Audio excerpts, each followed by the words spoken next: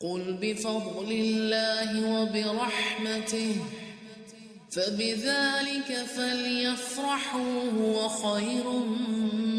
مما يجمعون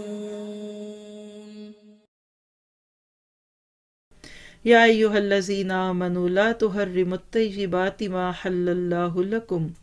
اے ایمان والو، اللہ تعالیٰ نے جو پاک چیزیں تمہارے واسطے حلال کی ہیں ان کو حرام مت کرو اور حد سے آگے مت نکلو، بے شک اللہ تعالیٰ حد سے نکلنے والوں کو پسند نہیں کرتا۔ اور اللہ تعالیٰ نے جو چیزیں تم کو دی ہیں ان میں سے حلال مرغوب چیزیں کھاؤ اور اللہ تعالیٰ سے ڈرو جس پر تم ایمان رکھتے ہو۔ کھانا پینا، اس کا بڑا گہرا تعلق ہے انسان کے دل سے۔ حلال اور حرام طیبات کی یہاں بات کی جا رہی ہے، کیونکہ جب آپ شرک کی گندگیوں سے پاک ہوں گے نا تو آپ پیٹ میں جانے والی چیزوں کا بھی خیال کریں گے۔ ذرا سا سمجھیے گا، آپ دیکھیے کہ پاکیزہ کلمہ لا الہ الا اللہ،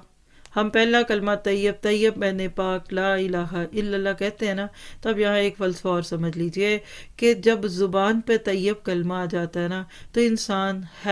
حلال اور حرام کانشیس ہو جاتا ہے۔ پھر وہ کچھ کھاتے ہوئے بھی سوچتا ہے کیا کھا رہی ہوں، وہ کچھ بولتے ہوئے بھی سوچتا ہے، وہ کچھ پہنتے ہوئے بھی سوچتا ہے کہ میں غلط تو نہیں کھا رہی۔ آج آپ دیکھیے کہ یہ چیز کتنی کامن ہے کہ مسلمان کیا کھائے، یہ مسلم فوڈ ہے، یہ نہیں ہے، یہ حلال ہے، یہ ذبیحہ ہے۔ یہاں یہی اصول ہے کہ ایک مسلمان، ایک ایمان والا کہتا ہے کہ میں وہ چیز کیوں کھاؤں جس کو کھانے کے بعد میری دعائیں قبول نہیں ہوں گی،